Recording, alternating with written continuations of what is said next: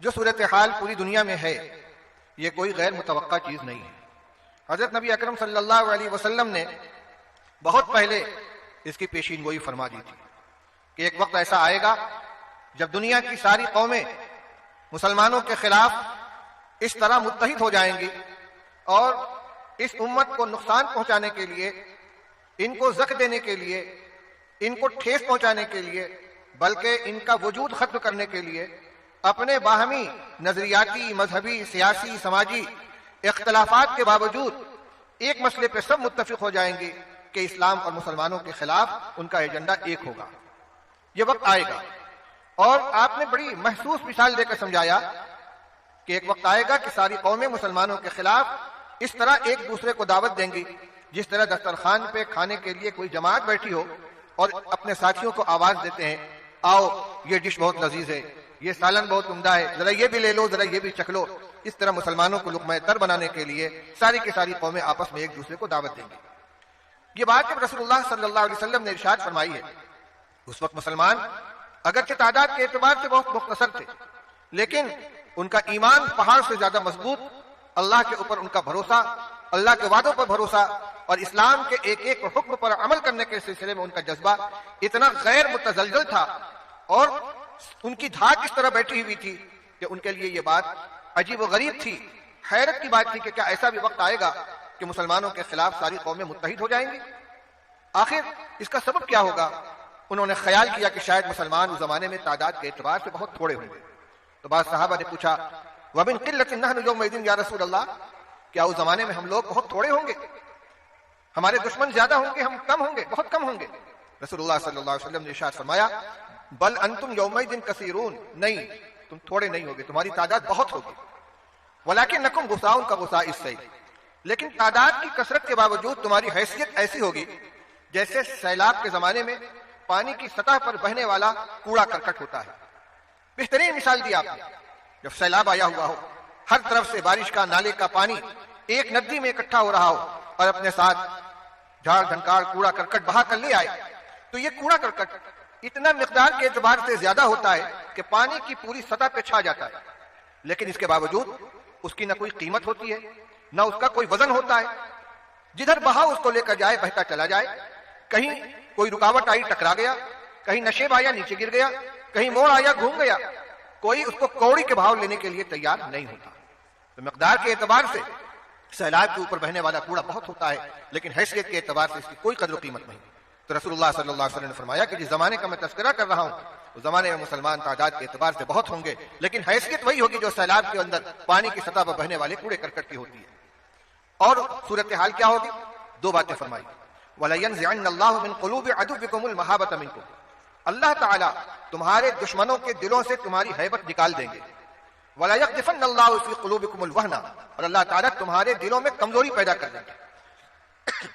رسول اللہ صلی اللہ علیہ وسلم نے ارشاد فرمایا ہے کہ بندوں کے دل اللہ تعالیٰ کی دو انگلیوں کے درمیان ہے، جدھر چاہے اسے پھیر دیں، وہی دلوں میں قوت پیدا کرتے ہیں، وہی دلوں میں کمزوری لے آتے ہیں، وہی کسی کا روب ڈال دیتے ہیں اور وہی کسی کا روب نکال دیتے ہیں.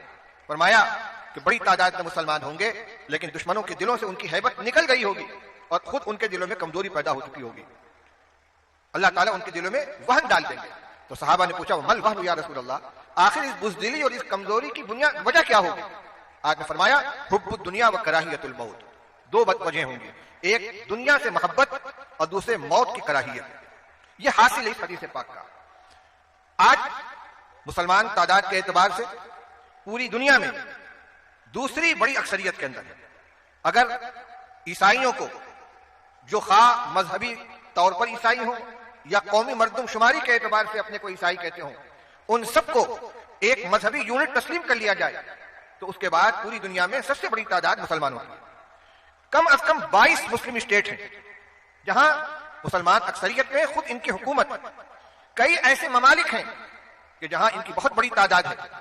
اگر پوری دنیا کے مسلمانوں کو شمار کیا جائے تو ان کو قلیل نہیں کہا جا سکتا. حضور نے فرمایا تھا، بل انتم یومئذ کثیرون، تم بہت ہوگے.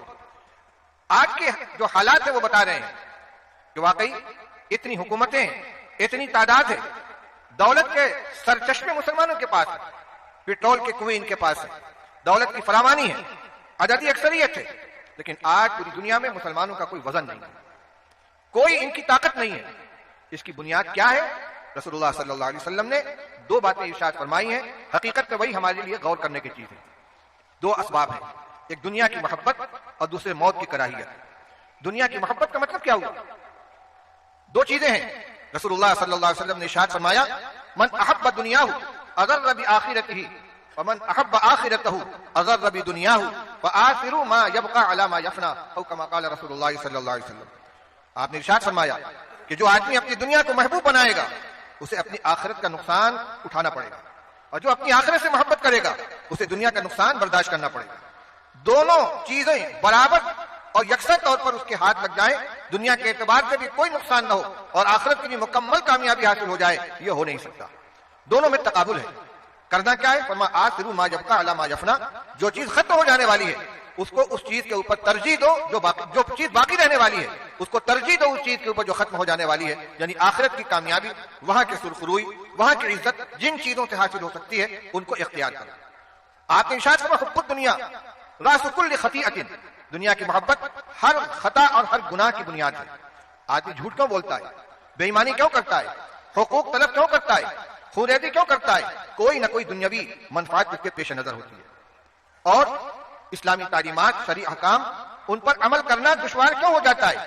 اس لیے کہ ان اعمال کا جو صلہ آخرت میں ملنے والا ہے، ان پر جو کامیابی کا فیصلہ ہے اللہ تعالیٰ کی طرف سے، وہ ہماری نگاہوں سے اوجھل ہو چکا ہے۔ اس لیے میرے بھائیوں، حب الدنیا و کراہیت الموت، جو دو چیزیں رسول اللہ صلی اللہ علیہ وسلم نے بیان فرمائی ہیں، تو اس سے ہمیں یہ سبق ملتا ہے کہ آخرت میں کامیابی کے جو راستے ہو سکتے ہیں ان کو ہمیں اختیار کرنا ہے۔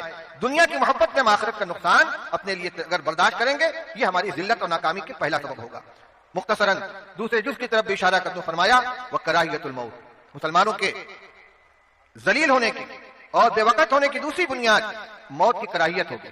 موت کی کراہیت کا مطلب یہ ہوگا کہ مسلمان مرنے سے ڈریں گے، موت سے خوف کھائیں گے۔ ایمان والے کا تو یہ عقیدہ ہے کہ جب دنیا میں انسان آتا ہے تو اللہ کی طرف سے ایک متعین عمر لے کر آتا ہے۔ بچہ جب ماں کے پیٹ میں ہوتا ہے وہی فرشتہ پوچھتا ہے ماں اجل ہو ماں رزق ہو، پروردگار اس کی روزی کتنی لکھی جائے، اس کی عمر کتنی لکھی جائے۔ اور دونوں کے بارے میں جو فیصلہ ہو گیا اس میں نہ عمر میں ایک لمحے کی کمی زیادتی ہو سکتی ہے، نہ رزق میں ایک دانے کی کمی زیادتی ہو سکتی ہے۔ اذا جاء اجلهم لا يستأخرون ساعة ولا يستقدمون، موت اپنے وقت پر آئے گی اور جہاں جس حال میں لکھی اسی طرح آئے گی۔ پھر ہم موت کا خوف اپنے اندر بیٹھا کر بزدلی اور کم ہمتی کے شکار کیوں ہوں؟ اس لیے مومن اللہ سے ڈرتا ہے اور موت پر اس کا یقین ہے، موت اپنے وقت پر آئے گی۔ وَلَوْ كُنْتُمْ فِي بُرُوجٍ مُشَيَّدَةٍ، 7 قلعہ کے اندر بھی اگر ہم محفوظ ہو جائیں اور اللہ کی طرف سے ہمارے مرنے کا وقت آ چکا ہے، طے ہو چکا ہے، اس کو ہم ٹال نہیں سکتے۔ تو ایک مطلب تو یہ ہے کہ موت سے جو کا خوف اور موت کا ڈر جو ہمارے اندر بزدلی پیدا کرتا ہے اس کو اپنے دل سے نکالیں۔ لیکن صرف یہی مراد نہیں ہے، اس لیے کہ موت سے کی کراہیت یہ تو ایک فطری چیز ہے۔ چنانچہ جب رسول اللہ صلی اللہ علیہ وسلم نے ارشاد فرمایا کہ من احب لقاء اللہ احب اللہ لقاءہ ومن کرہ لقاء اللہ کرہ اللہ لقاءہ، ارشاد فرمایا کہ جو شخص اللہ سے ملنے کو پسند کرتا ہے اللہ تعالیٰ اس سے ملنے کو پسند کرتے ہیں، اور جو اللہ سے ملنے کو ناپسند کرتا ہے اللہ تعالیٰ اس سے ملنے کو ناپسند کرتے ہیں۔ اس کا مطلب کیا ہوا کہ جو مرنے کو پسند کرتا ہے کیونکہ اللہ کی ملاقات موت کے بعد ہوگی، اللہ تعالیٰ اس سے ملنے کو پسند کرتے ہیں، اور جو اللہ سے ملنے کو ناپسند کرتا ہے یعنی موت کو ناپسند کرتا ہے اللہ تعالیٰ اس سے ملنے کو ناپسند کرتے ہیں۔ ام المؤمنین حضرت عائشہ صدیقہ رضی اللہ تعالیٰ عنہ نے فوراً عرض کیا یا رسول اللہ کلنا یکرہ الموت، ہم نے کہا ہر آدمی موت سے فطری طور پر موت کو فطری طور پر ناگوار سمجھتا ہے، کوئی مرنے کو پسند نہیں کرتا، زندگی ہر ایک کو عزیز ہوا کرتی ہے۔ تو رسول اللہ صلی اللہ علیہ وسلم ارشاد فرمایا لیس ذاک، موت کی جو فطری ناگواری ہے وہ مراد نہیں ہے، بلکہ میں کچھ اور کہنا چاہتا ہوں۔